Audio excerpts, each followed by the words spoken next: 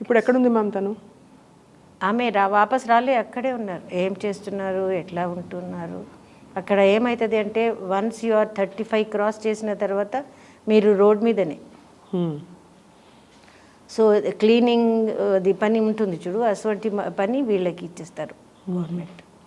అంటే అంత నీచంగా చూస్తారు. 35 ఏళ్ళు దాటిపోతే ఇంకా సంసారానికి కూడా వాళ్ళు ఒక ముద్ర వేసేసి తరిమేస్తారు. ఎంత దారుణమైన ఇది!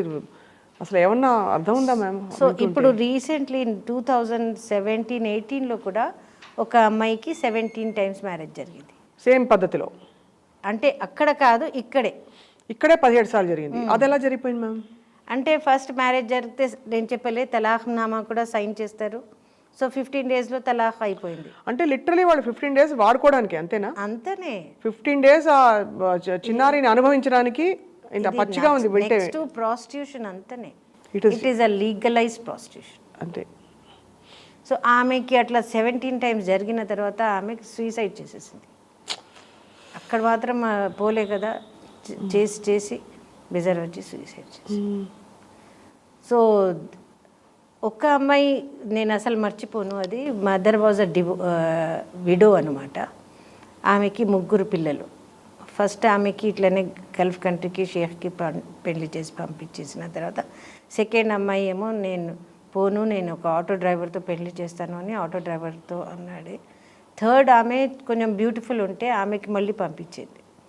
మళ్ళీ పంపిస్తే ఆమె చాలా డబ్బులు సంపాదించి అమ్మకి ఇల్లు కావాలి అని డబ్బులు తెచ్చిన తర్వాత అమ్మ చాలా హ్యాపీగా 10-15 lakhs తెచ్చింది ఆమె. కానీ ఆమె డిసీజెస్తో వచ్చింది. అలా కూడా అవుతుంది మ్యామ్? అలా కూడా అవుతుంది. సో ఆమె వచ్చిన within 6 months she diet. So ఇప్పుడు నాకు ఎట్లా కనబడుతుంది అంటే ఇది బార్కస్ అయితే సరే, బాబానగర్ అయితే సరే, ఇవి ఈ ఫ్లెష్ మీద ఆడపిల్లల ఫ్లెష్ మీద ఆ పెద్ద ఇల్లు కనబడుతున్నాయి. కానీ ఎంత దారుణం ఇవన్నీ! వీళ్ళందరూ 99% ముస్లిం అమ్మాయిలే కదా మ్యామ్? అందరూ ఇలా బలైపోయిందంతా.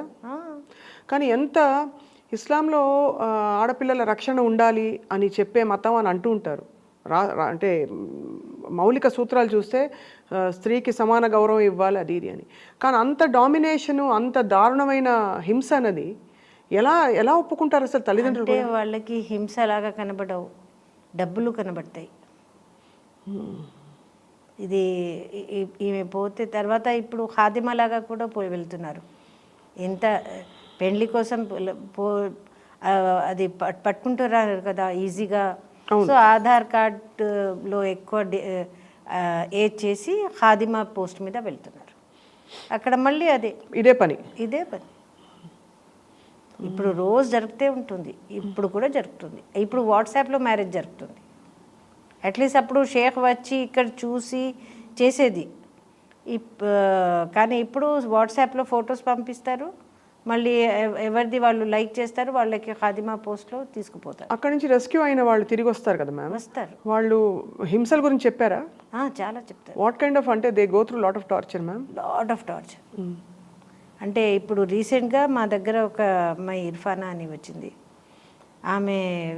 వాళ్ళు మీ పాస్పోర్ట్ తీసుకుంటారు.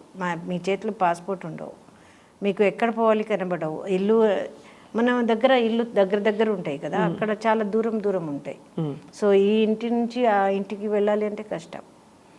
సో ఈమె ఏం చేసింది, కొంచెం ధైర్యం చేసి పాస్పోర్ట్ మెల్లగా తీసుకోలేదు. పాస్పోర్ట్ కోసం ఎక్కడ వెళ్ళాలి, ఎంబసీకి వెళ్తే బెస్ట్ ఉంటుంది అని ఆమె చెత్త పారేసి వస్తాను అని చెత్త తీసుకొని బయట వెళ్ళి చెత్త పారేసి ఒక డబ్బులు కూడా లేవు ఆమె దగ్గర.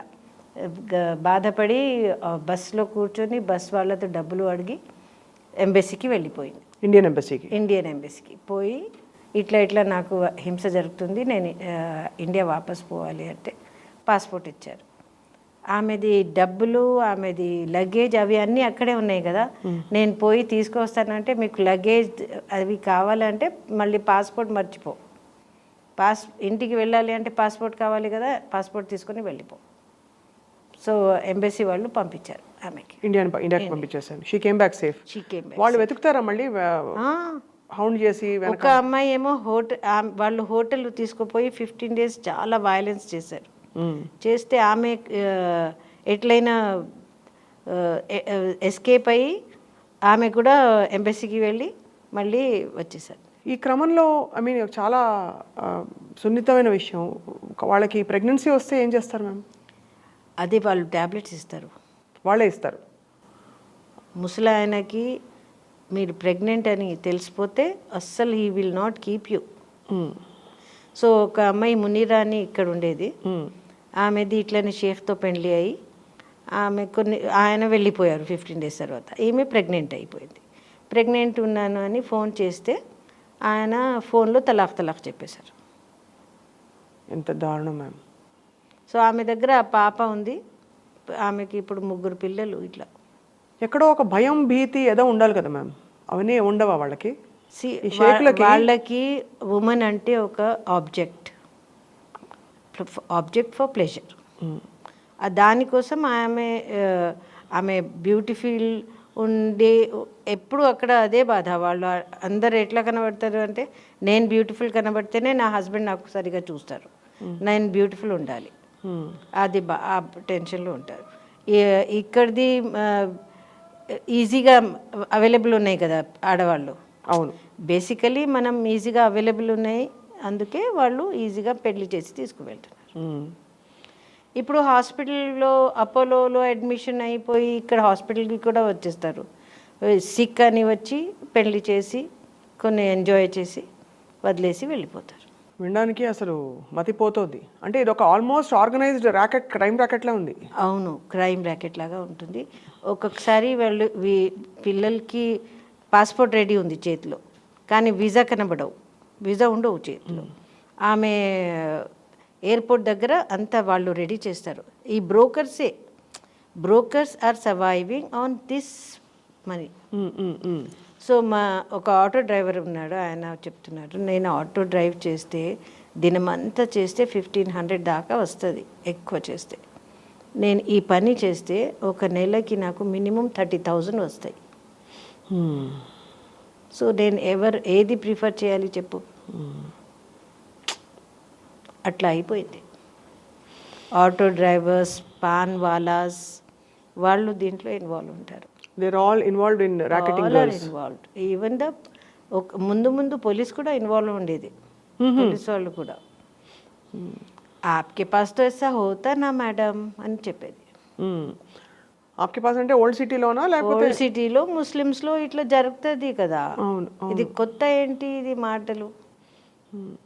మీరు రక్షించిన ఆడపిల్లల తర్వాత ఏం చేస్తారు మ్యామ్? యూ గివ్ దెమ్, మీరు వాళ్ళని చదివిస్తున్నారని తెలుసు చాలా మందిని. అందరికీ చదువు సరిగా రాదు కదా, సో స్కిల్ ట్రైనింగ్ కూడా నేర్పించి ఇప్పించి వాళ్ళని ఫైనాన్షియల్గా సెటిల్ చేస్తాం. But are they scared in their hearts? ఒక్కొక్కసారి వాళ్ళు మర్చిపోతారు, మంచిగా అయిపోయి బాయ్ ఫ్రెండ్కి తీసుకొని హాయిగా పెళ్లి చేసి హాయిగా ఉంటారు. నేను ఎంబసీకి వెళ్ళిన మనిషి పాప సనా అని పేరు, ఆమె వచ్చేసింది, మళ్ళీ ఒక బాయ్ ఫ్రెండ్తో పెళ్లి చేసి ఇప్పుడు 2 పిల్లలు ఉన్నారు ఆమెకి.